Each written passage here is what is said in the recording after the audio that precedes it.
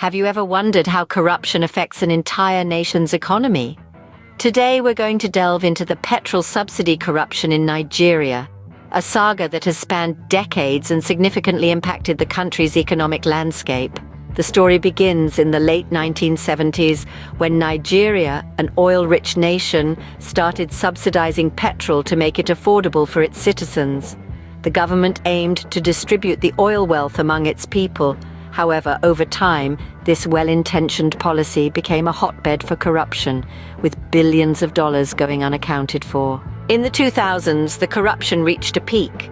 Certain businesses started making fraudulent subsidy claims, inflating the amount of imported petrol and pocketing the excess subsidy. This unscrupulous activity led to an enormous drain on the nation's treasury, with the government spending more on subsidies than on education, healthcare, and infrastructure combined.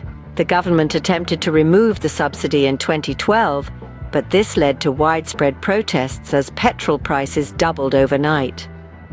The government was forced to reinstate the subsidy, but at a reduced rate.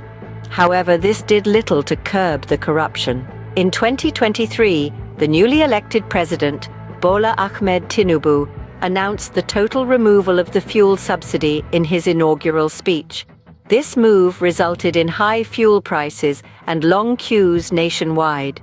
While this decision was largely unpopular among citizens, it was a necessary step to halt the corruption and misuse of funds associated with the subsidy.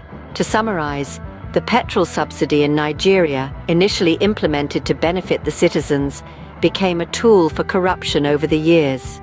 It led to a significant financial drain on the country's resources, and attempts to remove it were met with resistance due to the immediate impact on petrol prices.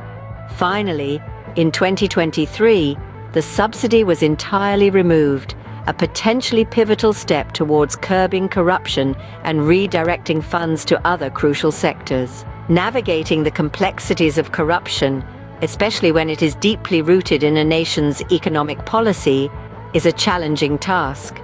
The journey of Nigeria's petrol subsidy serves as a stark reminder of how a well-intentioned policy can be manipulated for personal gain, underscoring the importance of transparency, accountability, and strong governance.